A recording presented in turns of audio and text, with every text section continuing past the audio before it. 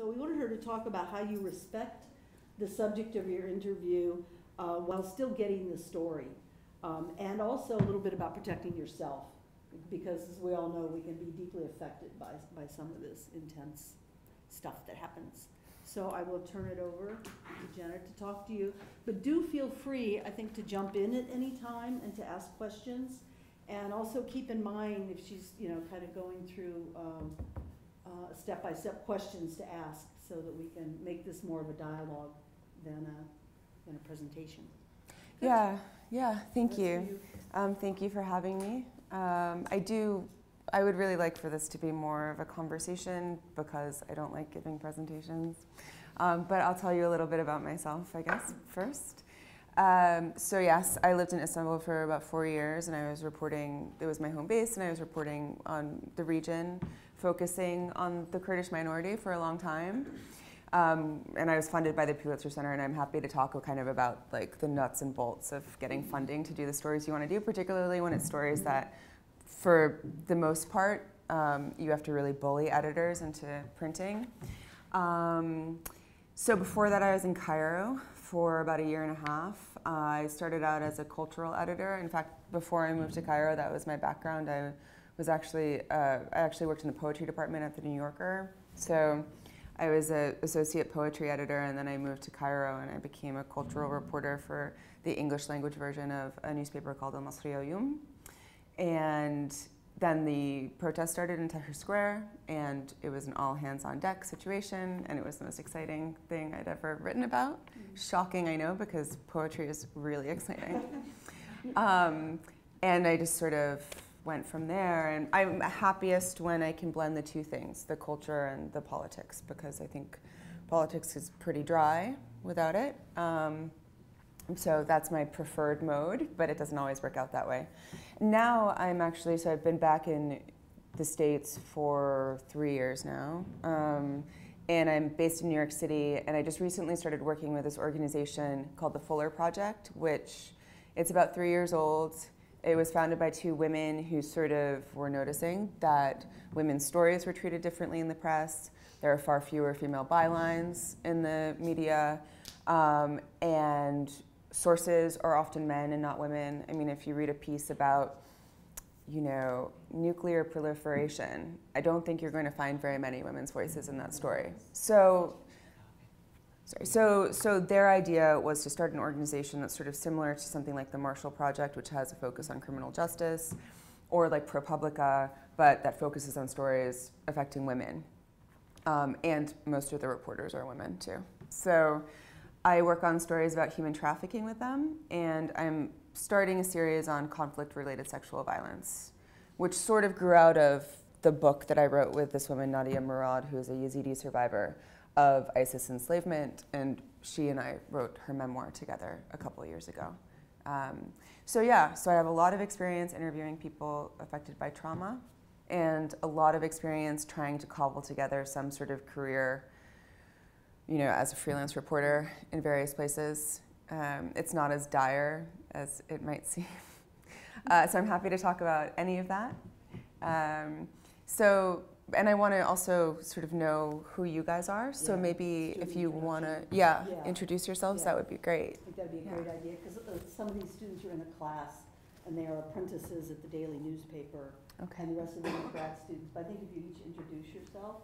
What do you want us to say? Just tell us who you are and why you're here. Okay, so my name is Bilal. I'm an international student from Palestine, and I am here to learn more about trauma and to hear from you about like how you, what kind of advice would you pass to people? Because I'm interested in focusing more on becoming a foreign correspondent covering diversity and cultural issues. So okay. She's a Fulbright scholar from Palestine. Yeah. Great. Hi, I'm Clara. I come from Mexico, and I just started the journalism program this spring. I like to focus in science and environmental issues. My name is Lexi. I'm a graduate student. I am interested in learning about how to cover more sensitive topics. And Matt, grad student in journalism. Really interested in the computational aspect of news, as far as how do you take all this information that's out there, run it through I'm sorry, I don't know what that means.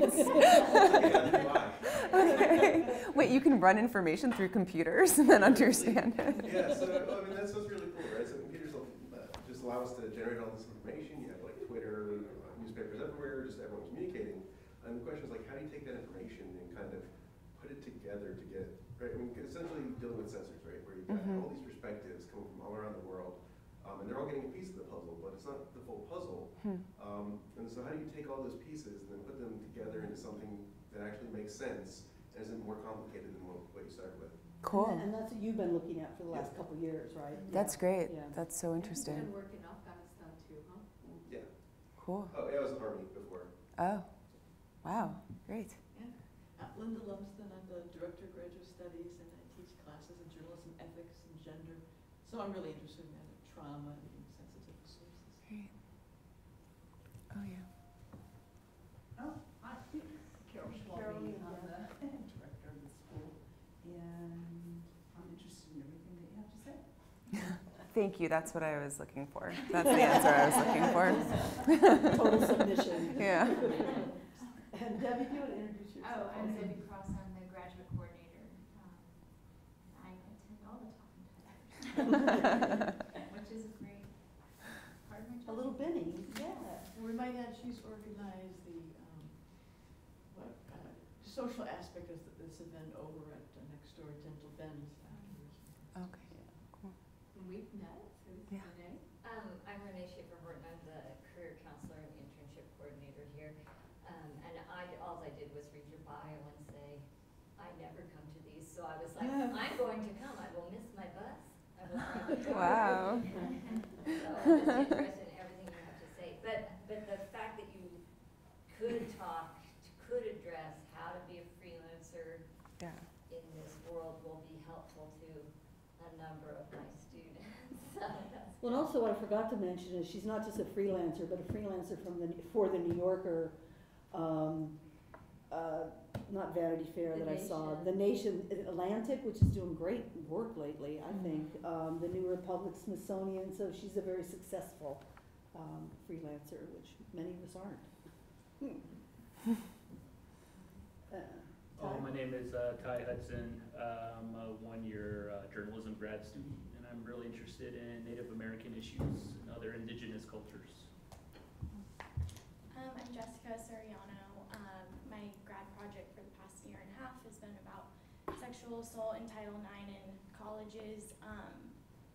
And so the whole, the trauma stuff, I think you could always learn more about that, because it's at least from what I've seen, there's not really a clear answer for a lot of it.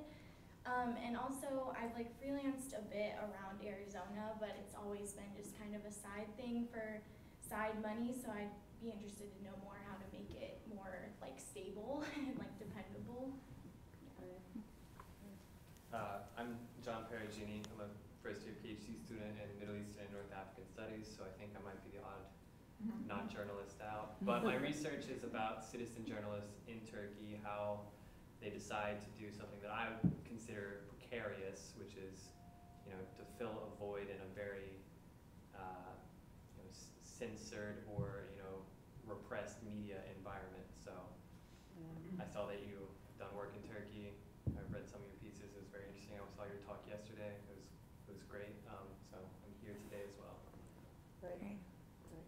I'm Ashley Frady. I'm a journalism student as well, as the majority of us are. I'm interested in international relations and writing about human rights violations and that kind of stuff. So everything you're about is right up my alley. So. I'm David. I'm a master's student in journalism as well, and I'm more into photography and video production, so it's a little bit different. Yeah, so I'm into. Cool. Great. Well, where should we start? Does anybody have any burning questions or any idea of what? I want to leave it to you. Okay, yes. Okay, let's talk about the memoir that you wrote about the Yazidi woman. What did it teach you? Yeah, a lot. So you're familiar with Nadia? Yes. Maybe explain briefly the rest Yeah. of the group? Nadia Murad was kidnapped by ISIS when she was 21. She lived in this village called Kojo in the south of the part of Iraq called Sinjar, where most Yazidis lived. And she was held captive for, and here's a component of the trauma, right? She doesn't know exactly how long she was held captive for. But it was somewhere around a month. And then she escaped in Mosul. She was helped by a family. She has this, I mean, it's an incredible story. She knocked on a random door and people helped her. Smuggled her essentially back into Iraqi Kurdistan. She lived as a refugee for a little while. And then she was sort of, I mean, she's got quite a personality, you know? And so she very quickly kind of became part of this burgeoning activist Yazidi scene, you know, that grew out of the genocide. And so just kept at it, kept telling her story, kept meeting people. She won the Nobel Prize last year for her work on conflict-related sexual violence. And so I wrote her book with her, I think we started in 2016. It taught me a lot because it's the first book I've ever written. And Nadia and I sat together for months and months and months, and we had to go over parts of her story that were really painful for her to talk about. She went into it with this idea that this is going to be the last time I tell anyone the story of my rape, because from now on I want to talk about, you know, demining Sinjar. I don't want to talk about what happened to me personally anymore. And she was a little bit flabbergasted too, you know, sort of like, if you're curious about it, you could read the 100 articles that have been published about it, right? So she went into it with this attitude of just sort of getting everything out. And interestingly, but not really surprisingly, the hardest things for her to talk about were, you know, her mother who had been killed, her childhood, you know, growing up. I think she had become very accustomed to talking about her enslavement, so she had certain defense mechanisms, and that just repeating the story over and over and over again made it seem somewhat separate from her actual life. And she was a little confused at first about why she and I had to talk so much about, you know, what kind of food she liked when she was a kid. There's this one story that is in the book about, she's really into makeup and hair. And when she was growing up, she wanted to be a hairstylist. She wanted to open a salon in her village, and she would do all the makeup for all the weddings, for all the girls in the village and things like that. She did my makeup once. Oh my God. It's intense makeup, you know, it's a lot of makeup. Well, the wedding makeup yeah. ritual is quite well developed. Yeah, it's incredible. It is art. It is pure art. So anyway, so she had, since she was a little girl, collected photos of brides in the village, and she kept them in this photo album, a green photo album. And then when it became clear that ISIS was coming to Kojo, and the militants were in the village, and they were telling people to go to this school where they were essentially going to be separated, she took that photo album and she locked it in a closet in the house, you know. And of course, immediately, the writer inside of me was like, that's me. Why did you do that? Why? You know, this horrible thing is happening. People are panicking. So that was one thing that at first she was really resistant to it. She thought it made her look frivolous. She was confused as to why we needed to talk about it so much. But that was the process of the book. And for me as a reporter, particularly talking about trauma and talking to people who have been traumatized, it made me realize, A, how much you miss when you don't spend months and months and months talking to somebody. And then B, the kinds of things that can trigger people's emotions are not the things that you immediately think of because you haven't experienced what they've experienced. So the fact of this green photo album, you know, this was really hard for her to talk about.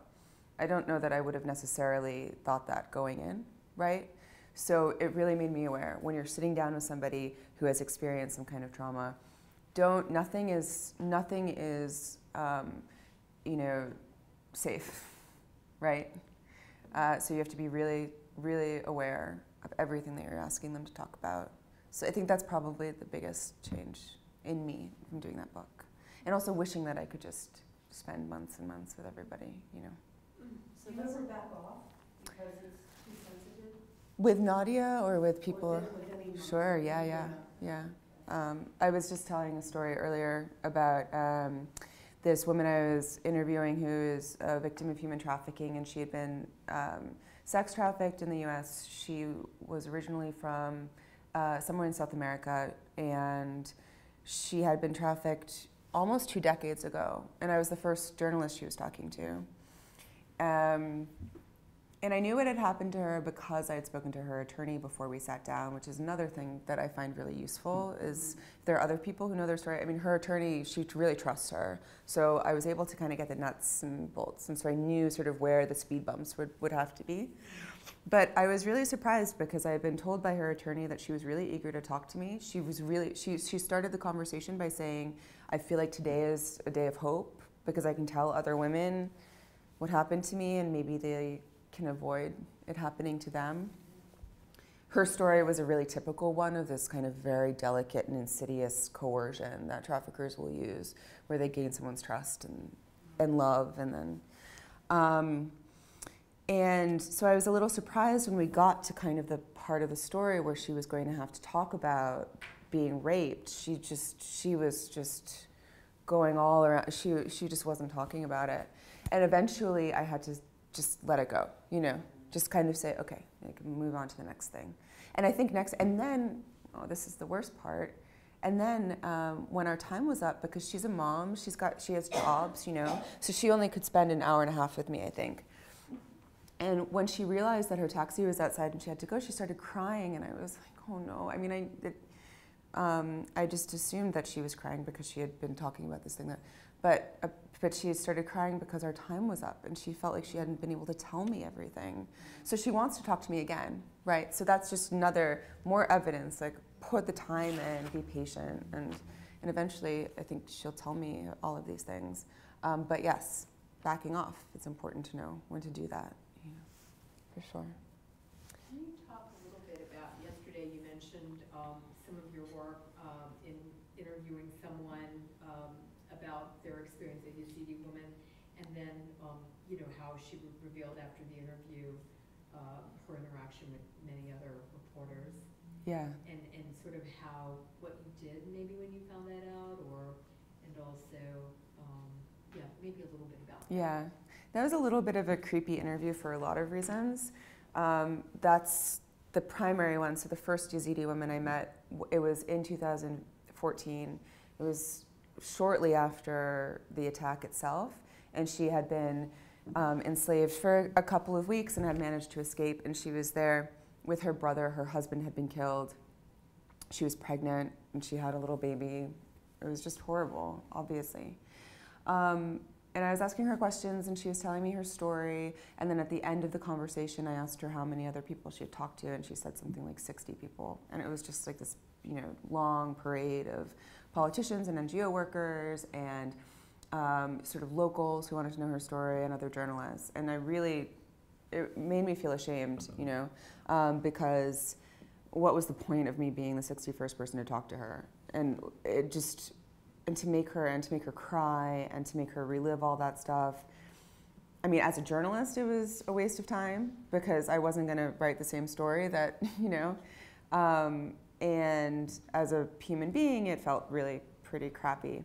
And then the other thing that made the meeting a little weird was that I didn't know this beforehand, but I was going to be sharing it with this Norwegian, I think he was a Norwegian politician, and he kept doing this thing that as a journalist you know not to do, which is make promises, right? You don't go in there and say, will you talk to me? Because if this is published in the New York Times, you're going to get, you know, you're going to get twice the aid that you were getting before. There are people who ask you that, and you have to be really honest.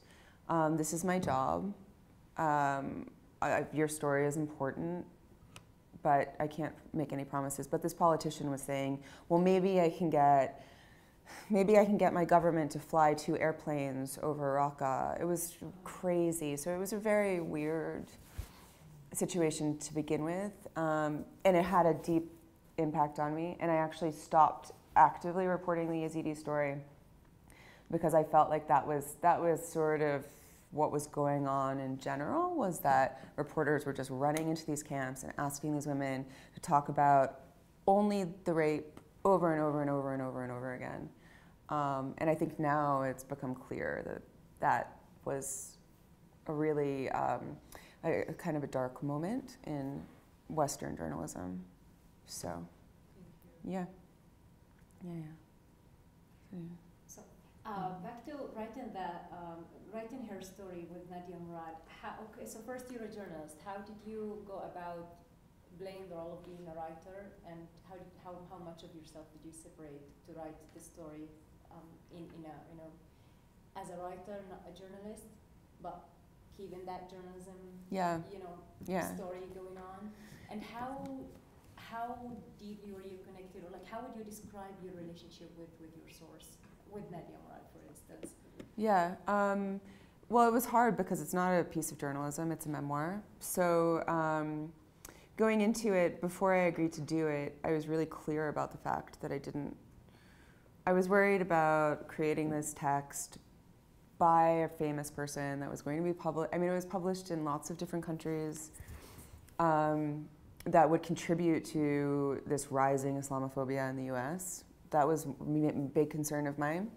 And I didn't want to also write something that, of this kind of genre.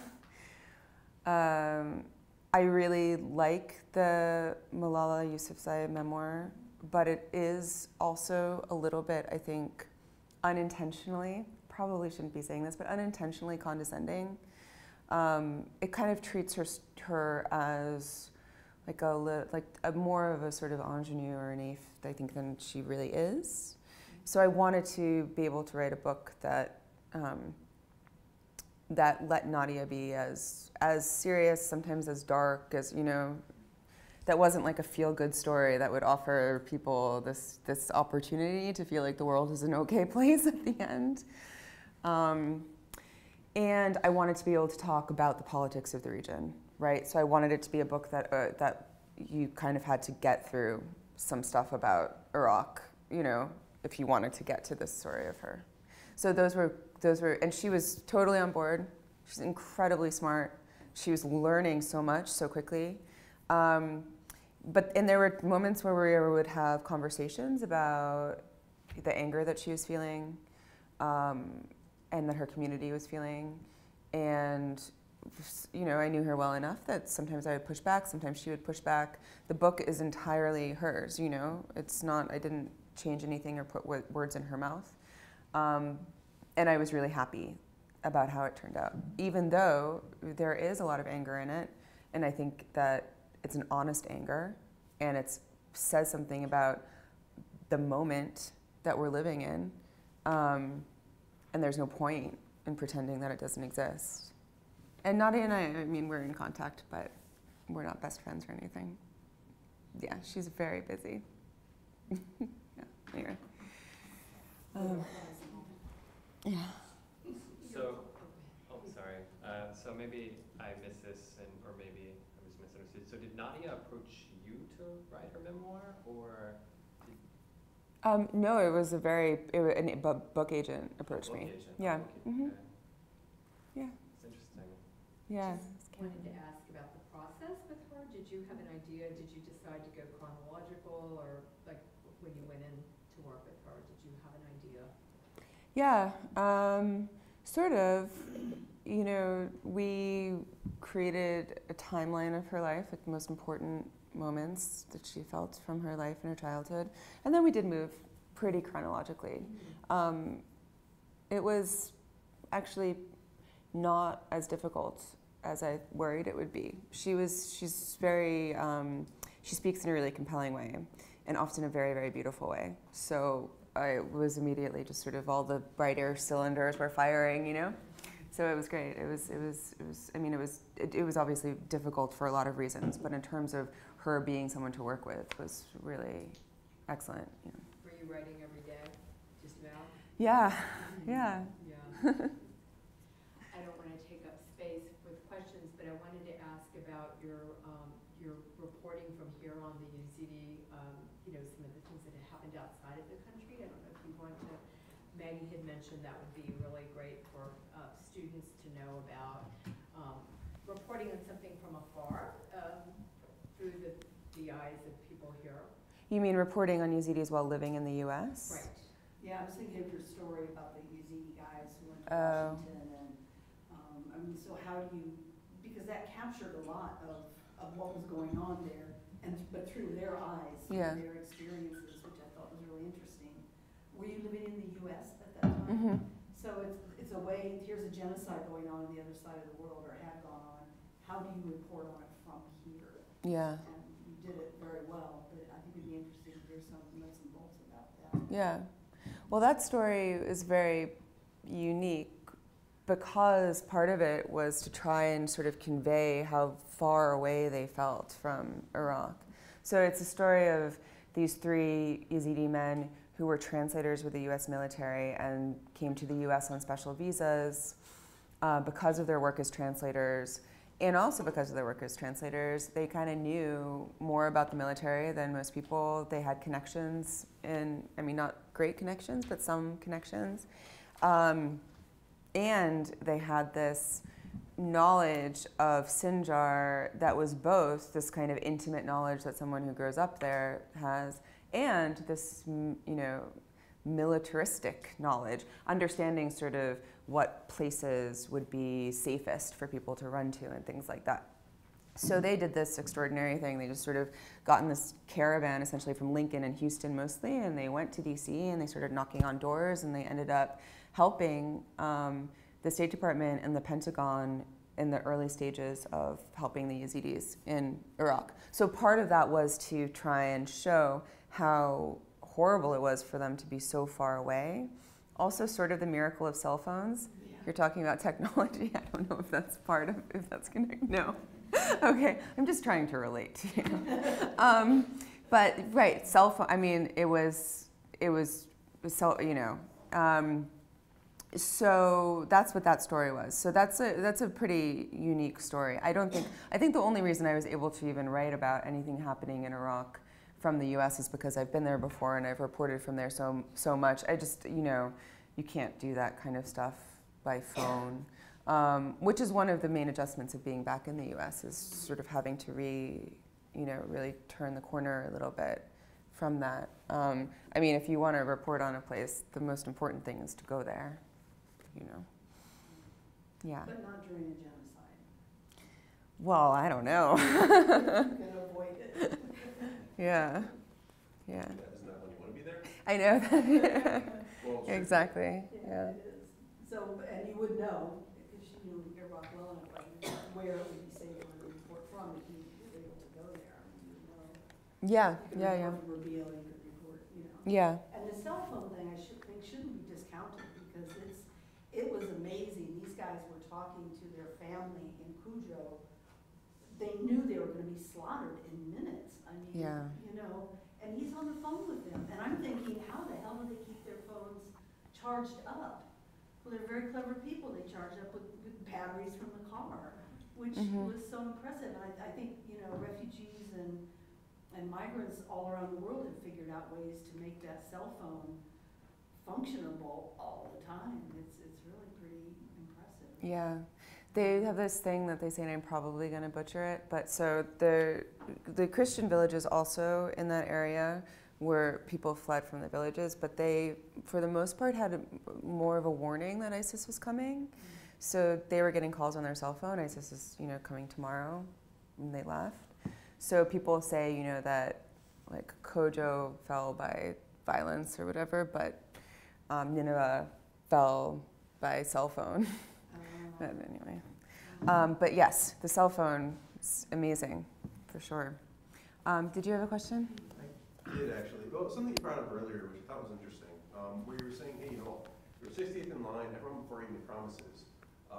And that seems like it's actually pretty widespread, where all these conflict areas around the world, everyone and their mother runs in, makes a million promises, and then poof.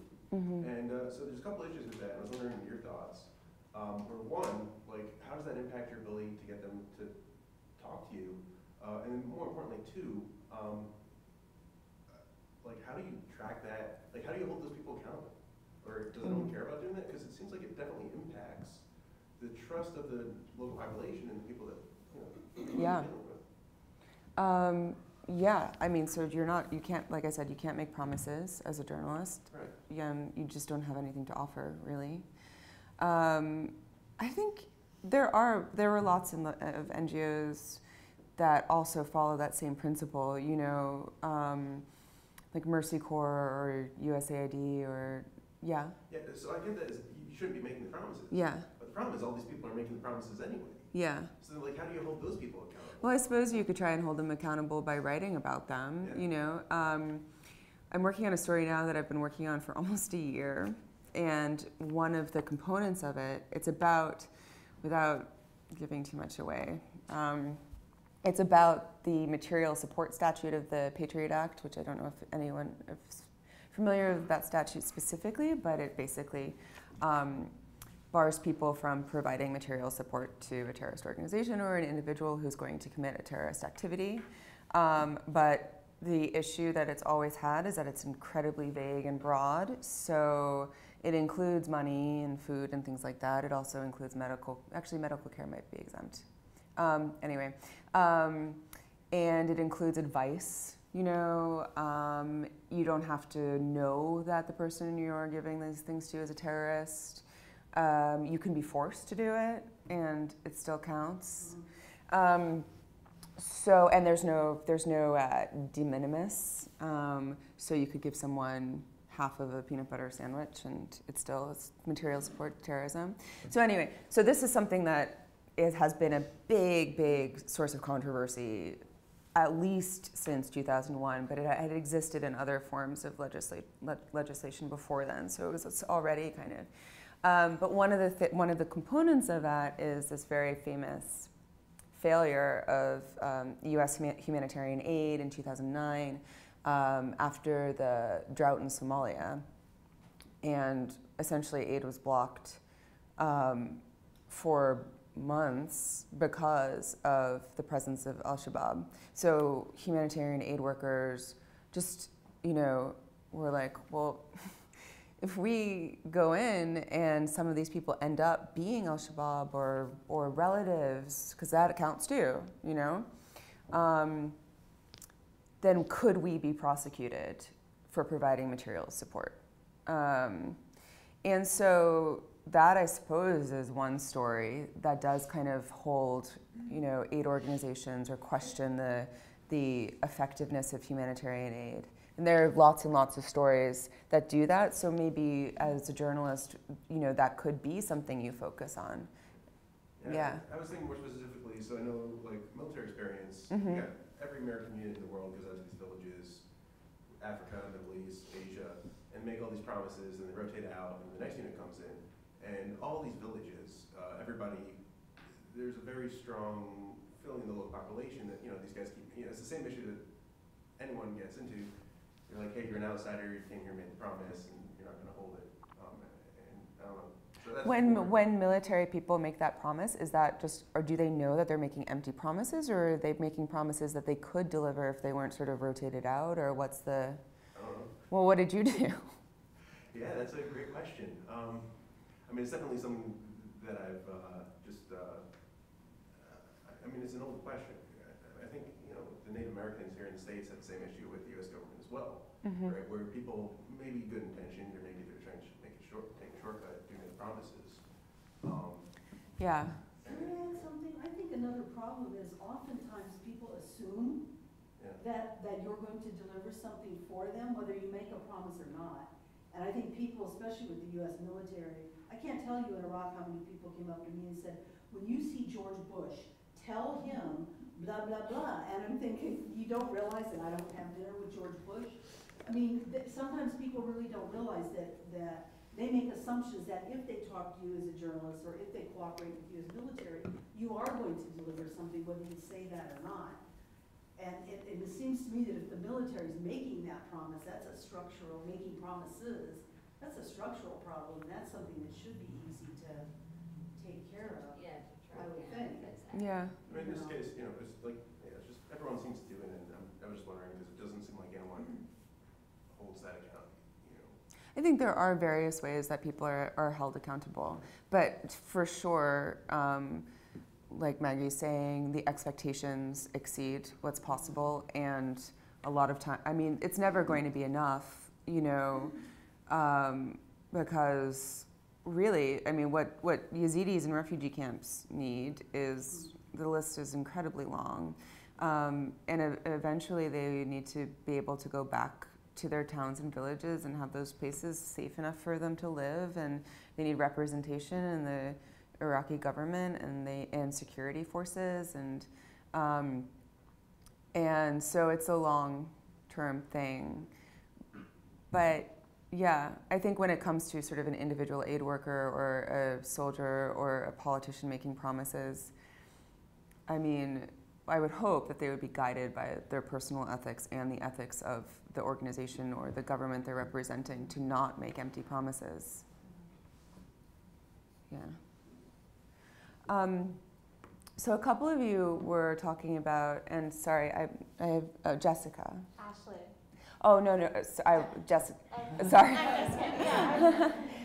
You were talking about, like, so you started interviewing victims of trauma and then have grown more comfortable with it, but how did you do that? How has it changed since you first started? What was that experience like? I think at first rightfully so, I think I was just really nervous, but I feel like I would have been concerned if I wasn't nervous after like not having done it before, because like you should understand the weight it has and like the damage you can do. But I think now like I can like gauge when to like lean in or push back like better than I did at the beginning.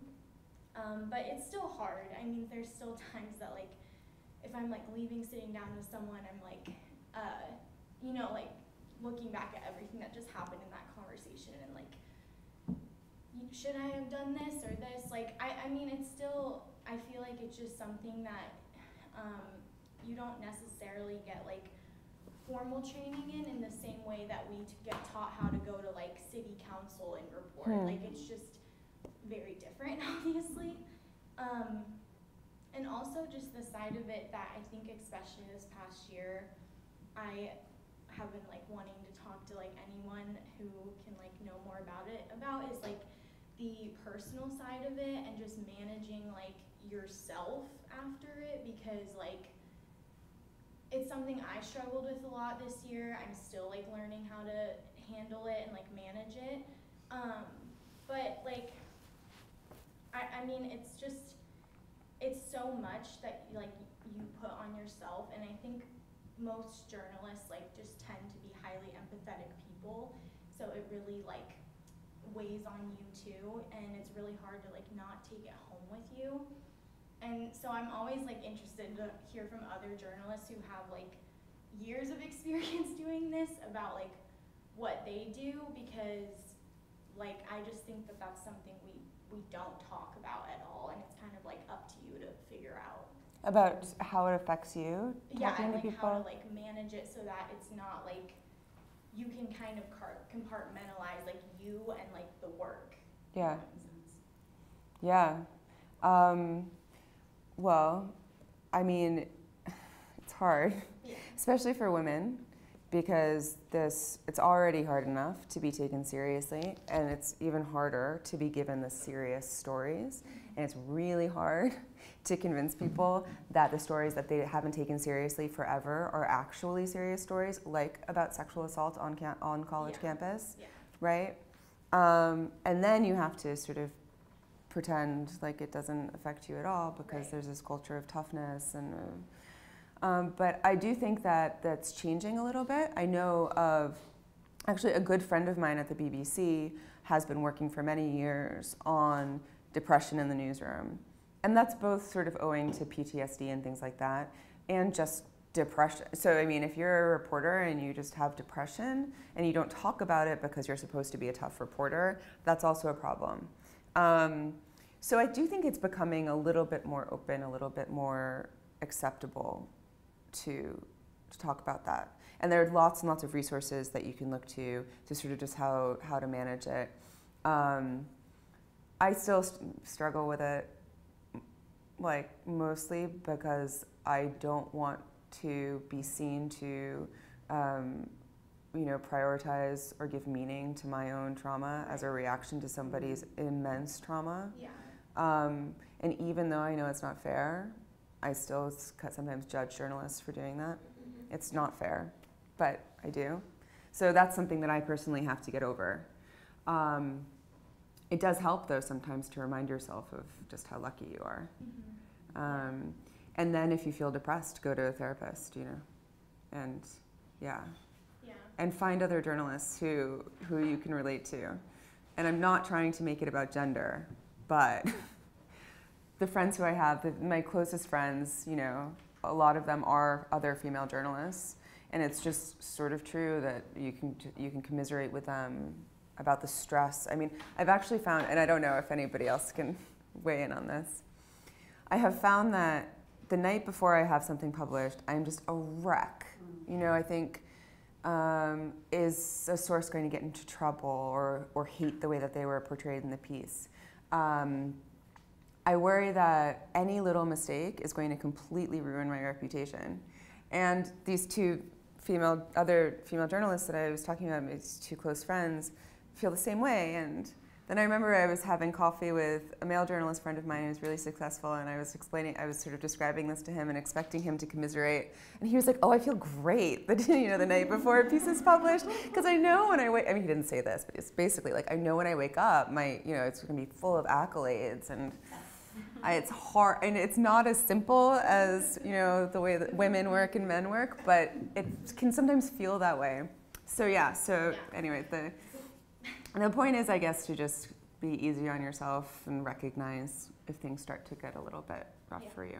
No, and I totally, what you just said, I will commiserate with you on that, because like, I have also talked to like male colleagues about this stuff, and like, one time I remember I like told them that I got this really like subtly threatening email about like when I was going through this stuff, and like they were just like, I've never had an experience like that, like, and it's just different, like you don't get taken as seriously by people you're interviewing. And a lot of people, especially with this topic, try to like gaslight you almost, that like it's not as big of a deal as you're making it seem, or like you're blowing it out of proportion, but it's like, I'm not. Like, these are like the facts. You just, like, so many people don't acknowledge them, and then they try to like gaslight you that you're doing it wrong, or like whatever. Like, that's something I've run into like this whole past year. So that's really interesting. I don't know if anybody else has. You know, one of the things that I find most traumatizing about being a journalist is this stress, the fear of getting something wrong or getting people in trouble. I have had stories before, you know, earlier in my career that I really regret, that could have, you know, really put people at risk. And that's something that if I really want to just have a moment where I feel terrible about myself, all I have to do is think about these two stories, you know? Because that's just awful. And it's awful too that you sometimes you have to learn that on the job, you know? You have to kind of learn how to make sure that people aren't going to be at risk because of the work you do. And so that also, you know, goes back to people who have experienced trauma.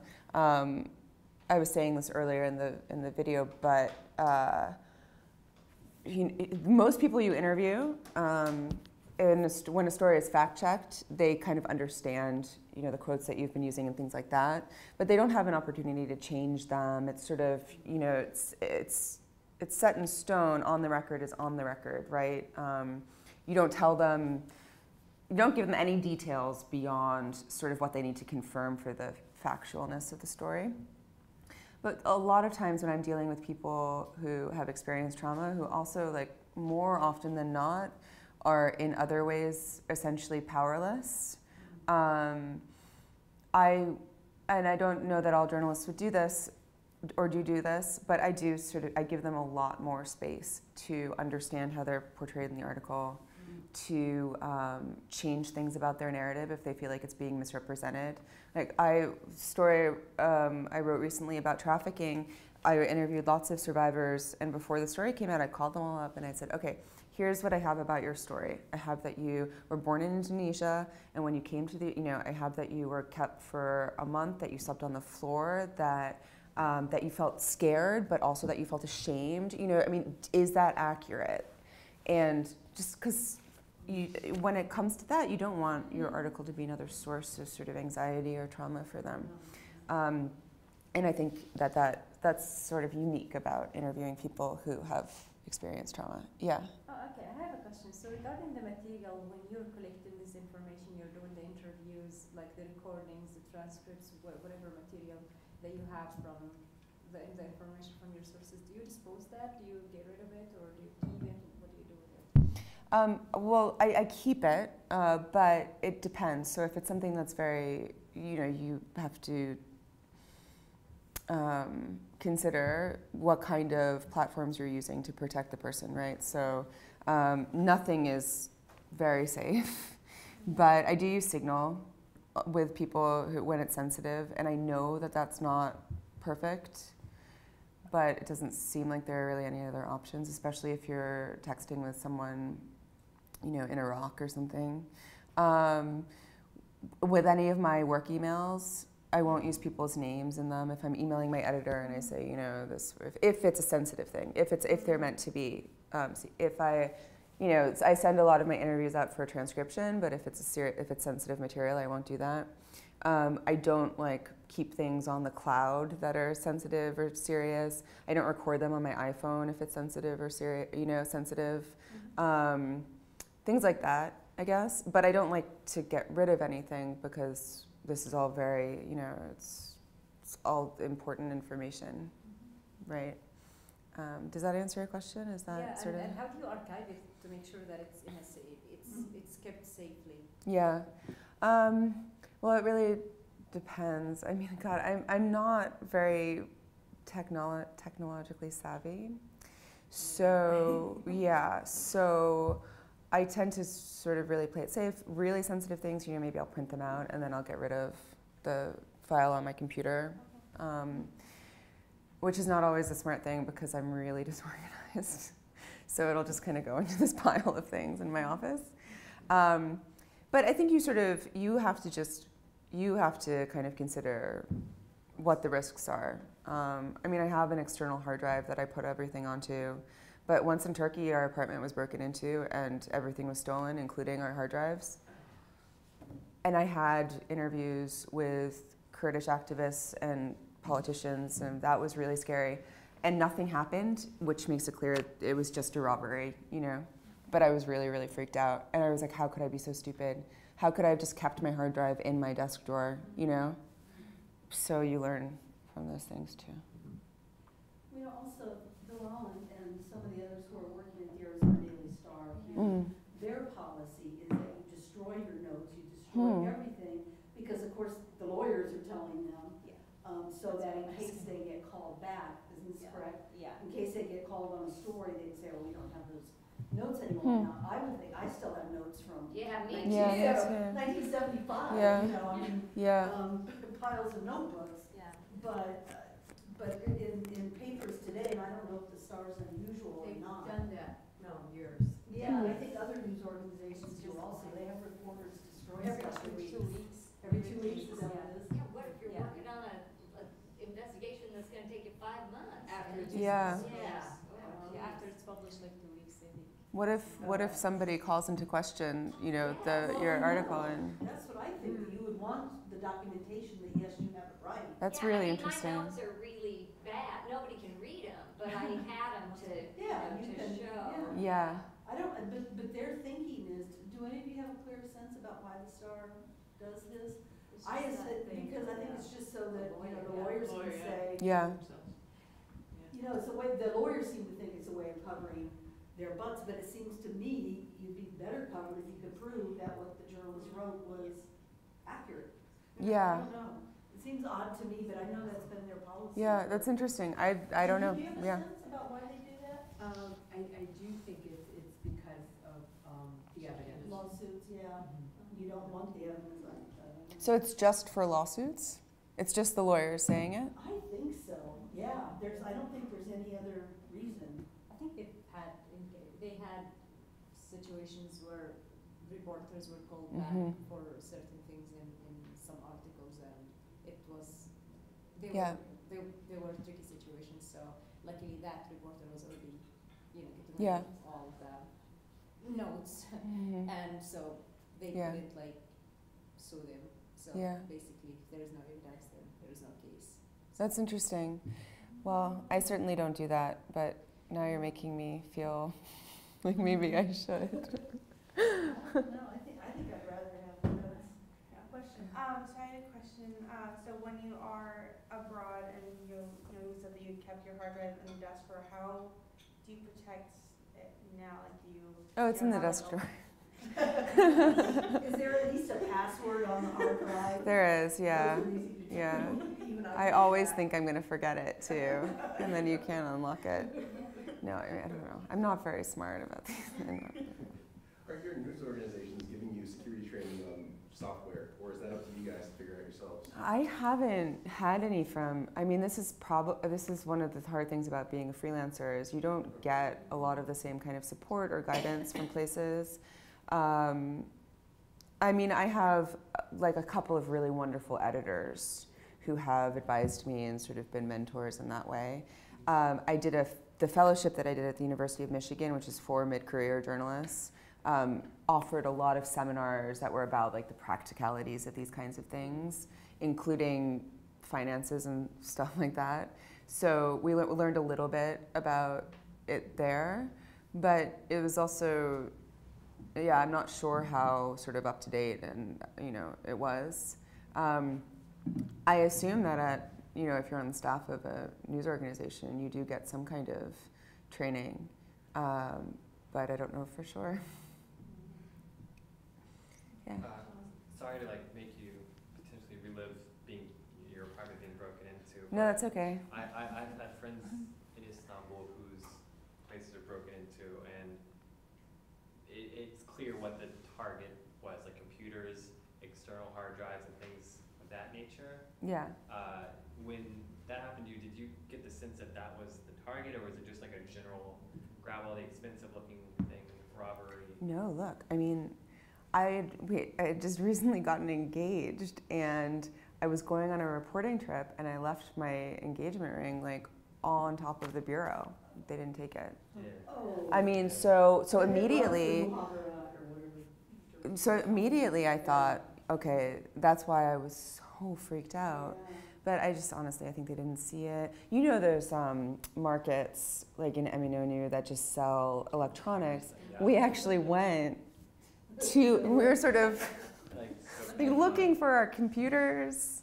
I think it really was just that, but there was a long period of time where I thought, this is crazy. They didn't take our, we had cash in a drawer, they didn't take it. I think it was just electronics, yeah. Well, how would you know if it was security who took it? I mean, it could be years before they actually did anything with it. Take action on. Yeah. I mean, I don't know. It seems odd if they would leave cash and yeah. Unless they got spooked out, but it seems odd. I know. Not to make you feel No. I do. I feel pretty bad, Yeah. That's always a risk, and it's impossible to know because so many of the sources that I had on that hard drive have been arrested, but so many people have been arrested. Right. But yeah, I guess it's impossible to know. You do hear about these things happening a lot, though, in the electronics being something that is seen as really lucrative, and there are these markets in Istanbul that just sell used secondhand computers and things like that, and they're mostly stolen. And that we had Apple computers. They're expensive, so it could just be that they were super focused. They just got what they were coming for and left. But it could also be I don't know. There's no way to know. Yeah. Are there ways to break into computers or hard drives that have passwords? I assume. Yeah. It's still pretty easy. I don't know if it's easy. But Yeah. it's doable. It's doable, yes. For guys who make their living from taking things to the souk. Yeah. Wow. So So a simple question, Yeah. how many languages do you speak? Oh God. I speak a little bit of some languages. I speak a little bit of Arabic. I speak a little bit of Turkish. I speak a little bit of French. So when you work on stories where your sources don't speak English, how do you go about the fixers, be able to translate them? How do you ensure that what is being reported to you in that setting is accurate and reliable? Yeah.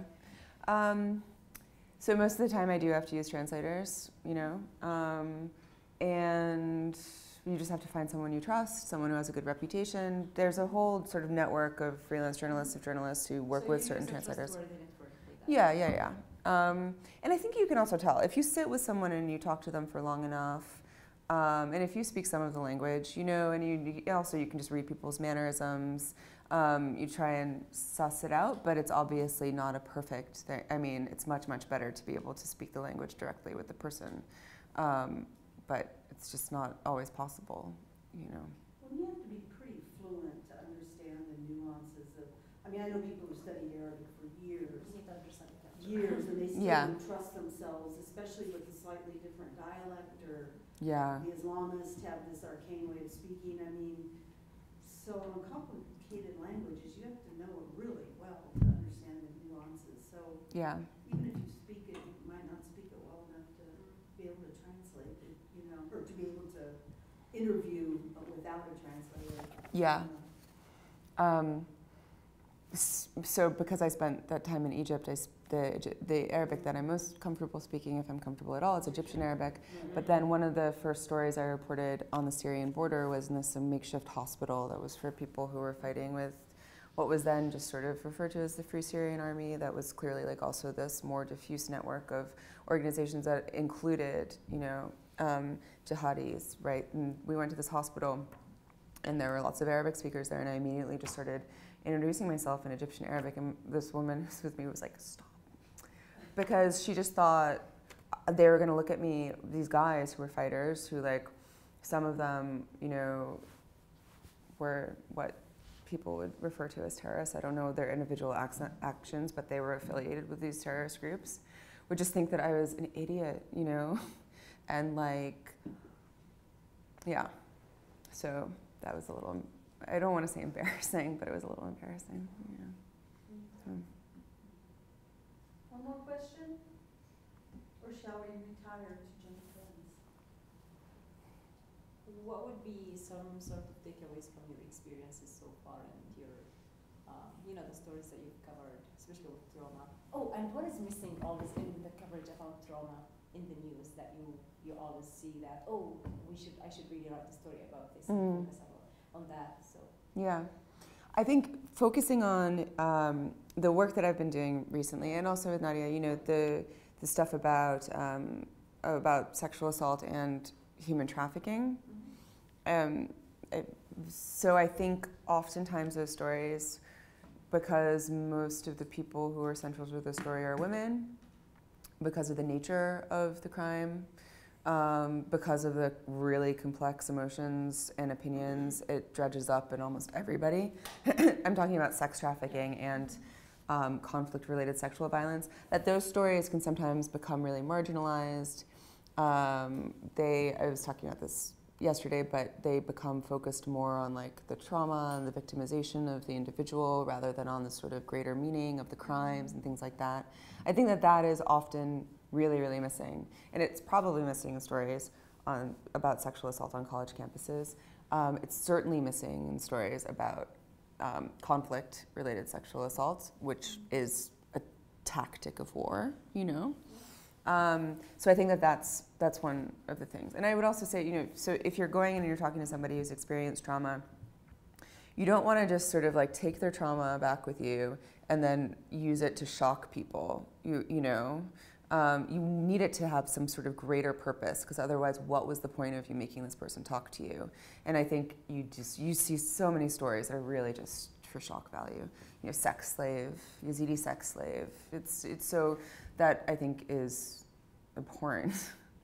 But there are lots and lots of journalists who recognize that that's a problem, and I've kind of tried to, you know, including not to like, you know, blow the trumpet for the Fuller Project, but that's one of the reasons that they founded it, was to say, what are women's stories anyway, right? And why are they so often put in this category of human interest story? I mean, these are consequential stories and consequential voices that can shape geopolitics and help with reconciliation and change wars. I mean, these are super consequential stories, and yet they're treated kind of like they're not as serious as stories that are about men. So I think that that's one thing that, yeah. Thank you so much. Thank you. Yeah. Thanks everyone for